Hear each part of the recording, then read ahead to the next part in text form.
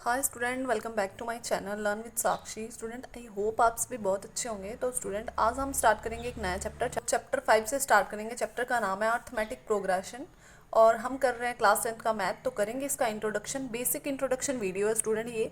तो स्टूडेंट, आपको ये वीडियो ज़रूर देखना है, इस वीडियो को स्किप नहीं करना है, क्योंकि ये वीडियो मोस्ट इंपॉर्टेंट वीडियो होने वाला है चैप्टर का। क्योंकि अगर हम बेसिक इंट्रोडक्शन कर लेंगे ना, तो आपके लिए फिर वो जब एक्सरसाइजेस आएंगे ना, वो हमारे लिए बहुत ईजी होने वाली हैं।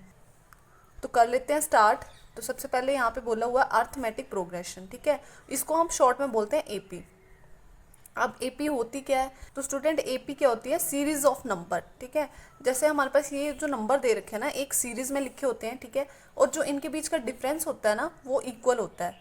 जितनी भी ये टर्म्स दे रखी हैं, इनके बीच का जो डिफरेंस होता है वो इक्वल डिफरेंस होता है, ठीक है। जैसे 2, 4, 6, 8, तो ये क्या आ रहा है? सेम डिफरेंस आ रहा है इनमें। जैसे 2 और 4 में कितने का डिफरेंस है? 2 का डिफरेंस है। 4 और 6 में कितने का डिफरेंस है? 2 का डिफरेंस है। तो सभी में क्या इक्वल डिस्टेंस रहेगा, ठीक है। तो इसको हम बोलते हैं एपी। जैसे अगर हमें इसके बीच का कॉमन डिफरेंस फाइंड करना है तो स्टूडेंट, तो हम कैसे फाइंड करते हैं? हम उसको डी से डिनोट करते हैं, और जो ये वाली टर्म होती है सेकंड टर्म में से पहली वाली टर्म को सब्ट्रैक्ट कर देते हैं, ठीक है। तो यहाँ पे आ गया 4 - 2, तो इसके बीच का जो कॉमन डिफरेंस आ गया वो 2 आ गया। जितनी भी ये टर्म्स हैं इनके बीच सभी में 2 का इक्वल डिफरेंस होगा। तो आई होप आपको एपी तो समझ आ गया, एपी क्या होता है, कॉमन डिफरेंस क्या होता है। अब स्टूडेंट, जो ये सीरीज दे रखी होती है ना, इसकी जो फर्स्ट टर्म होती है ना, जो पहली टर्म होती है, उसको हम बोलते हैं A1, ठीक है। उसको क्या बोलते हैं? A1। फिर जो सेकंड टर्म होती है उसको क्या बोलेंगे? A2। फिर थर्ड टर्म A3। फिर फोर्थ टर्म A4। ऐसे डिनोट करते हैं, ठीक है। तो पहली टर्म तो आपको समझ आ गया, A1 से डिनोट होती है। तो नेक्स्ट इंपॉर्टेंट थिंग क्या है स्टूडेंट, यहाँ पे जो कॉमन डिफरेंस होता है ना, common difference can be positive, can be negative और भी जीरो, ठीक है। जो कॉमन डिफरेंस हमारे पास आएगा ना, जो डी आता है, ठीक है, वो ना पॉजिटिव भी हो सकता है। जैसे आपने यहाँ पे देखा हमारे पास पॉजिटिव आया है ना। अब जैसे मैं एक और एग्जांपल ले रही हूँ, एपी हमारे पास आ गई 10, 9, 8, 7, ठीक है ना। अगर मैं इसका कॉमन डिफरेंस फाइंड करूँ, ठीक है, डी फाइंड करूँ, तो क्या करते हैं हम? सेकेंड टर्म में से पहली वाली टर्म को सब्ट्रैक्ट करते हैं, तो सेकेंड टर्म पहले लिखी जाएगी।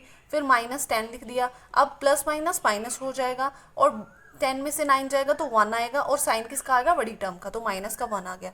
तो देखा आपने कि कैसे कॉमन डिफरेंस क्या आ रहा है हमारे पास? नेगेटिव आ गया, माइनस का 1 आ गया।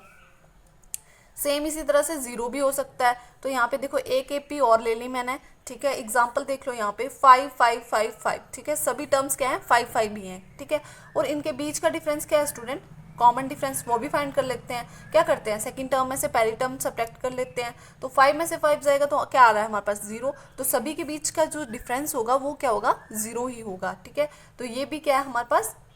एपी ही है, और इसका कॉमन डिफरेंस कितना आया? 0 आया। तो हमने क्या बोला कि जो कॉमन डिफरेंस है वो क्या हो सकता है? पॉजिटिव, नेगेटिव और 0, ठीक है। इतना सा क्लियर हो गया।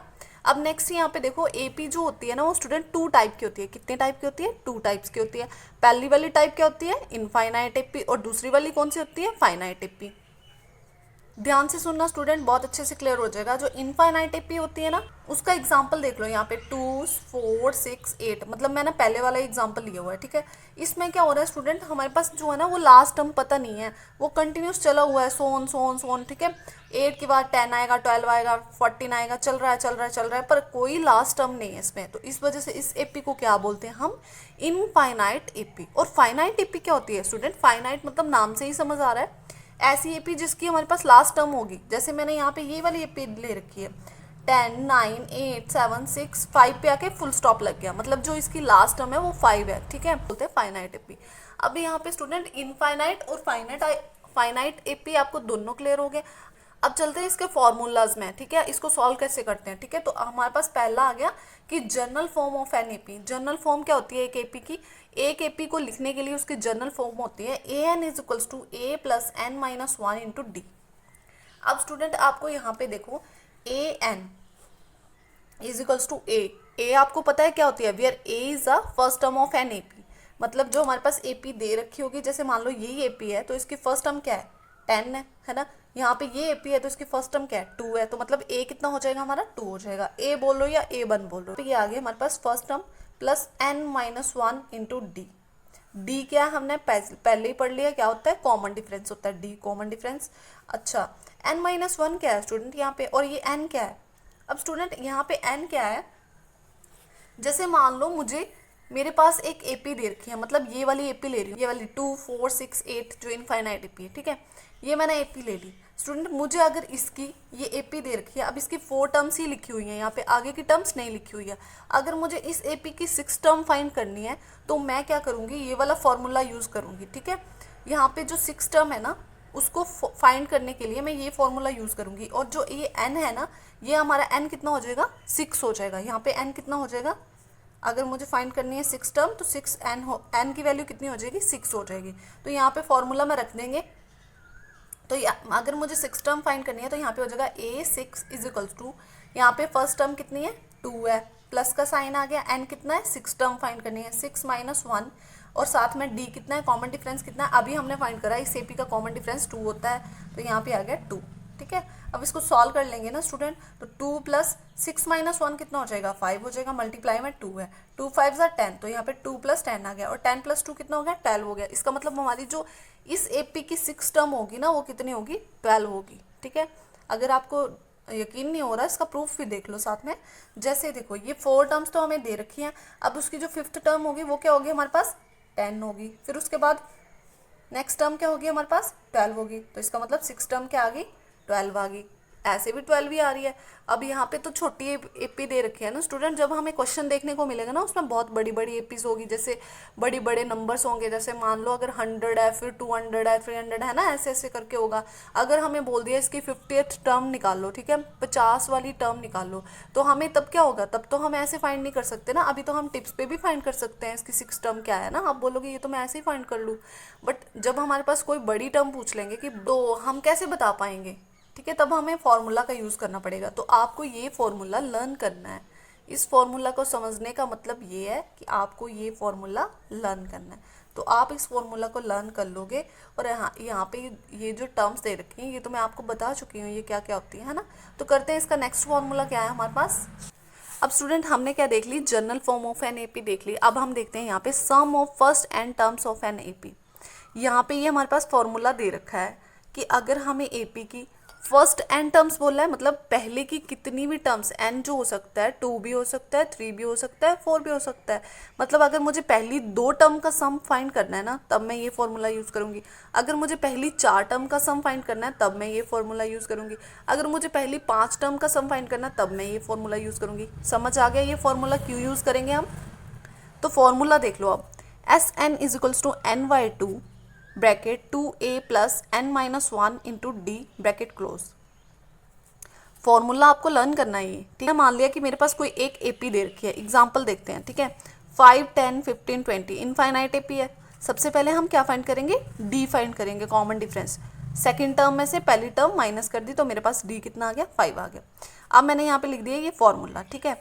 फॉर्मूला में सारी वैल्यूज फिट कर देंगे, कैसे, यहाँ पे ए भी तो पता चल गया, मैं यहाँ पे लिख देती हूँ ए कितना होगा, हमारी पहली टर्म कितनी है, 5 है, तो ये आ गया ए, और डी भी फाइंड कर लिया, ए भी फाइंड कर लिया, और क्या चीज़ है इसमें, एन। एन क्या होगा यहाँ पे स्टूडेंट, जितनी टर्म्स का हमें सम निकालना है वो हमारा एन होगा। जैसे मैंने यहाँ पे एन कितना मान लिया, 4 टर्म्स का सम निकालना है, तो मेरे पास एन कितना आ गया, 4 आ गया, डी कितना आ गया, 5 आ गया, सारी टर्म्स आ गई मेरे पास जो जो फॉर्मूला में है, ठीक है। बस अब क्या करना है, इनको उठा के फॉर्मूला में फिल कर देना है। तो यहाँ पे मुझे पहली 4 टर्म्स का सम निकालना था, तो मैंने S4 लिख दिया इज इक्वल्स टू, अब n की जगह क्या आ जाएगा, 4 आ जाएगा, क्योंकि मुझे पहली 4 टर्म का सम निकालना है, divide by 2 bracket start 2a, a की जगह कितना आ जाएगा, 5 आ जाएगा, साइन प्लस का आएगा, फिर n माइनस 1, n कितना, हमें पहली 4 टर्म का सम निकालना है, तो 4 माइनस 1 इंटू डी, डी कितना है, कॉमन डिफरेंस 5 है, तो यहाँ पे आ गया 5। इतना सा क्लियर हो गया। अब आगे तो इसको सॉल्व भी करना है, वो तो आप जल्दी से कर लोगे। देखो 2 1 ज़ा 2, 2 2 ज़ा 4, 2 बाहर आ गया, अंदर क्या हो गया, 2 5 ज़ा 10 हो गया, फिर 4 में से 1 गया तो 3 आ गया, और साथ में 5 था, तो 3 5 ज़ा 15 हो जाएगा। 10 प्लस 15 हो गया, 10 प्लस 15 कितना होता है, 25 होता है, 2 तो बाहर रह रहा है ब्रैकेट से। अब मल्टीप्लाई हो जाएगा तो कितना हो जाएगा, 2 25 2 ज़ा कितना हो गया, 50 हो गया। इसका मतलब जो हमारी इस एपी की पहली 4 टर्म का सम होगा वो कितना होगा स्टूडेंट, 50 होगा।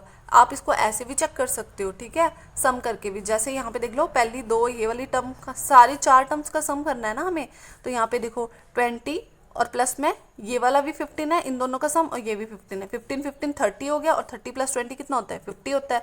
इसका मतलब बिल्कुल सही आया है हमारे पास फॉर्मूला से। तो स्टूडेंट यहाँ पे आपको ये चीज़ क्लियर होगी कि अगर मुझे कोई क्वेश्चन पूछ ले, जैसे एक्सरसाइज में हमें आगे यही क्वेश्चन देखने को मिलेगा कि हमें कोई एक एपी दे रखी होगी और वो बोलेंगे हमें पहली 10 टर्म का सम फाइंड करो, ठीक है। तो हम कैसे फाइंड करेंगे, ये फॉर्मूला अगर आता होगा तो जल्दी से इस फॉर्मूला में वैल्यूज रखेंगे और हमारे पास पहली 10 टर्म का सम आ जाएगा, ठीक है। तो इसी तरह से इस फॉर्मूला का यूज करना है। करते हैं नेक्स्ट फॉर्मूला क्या है हमारे पास।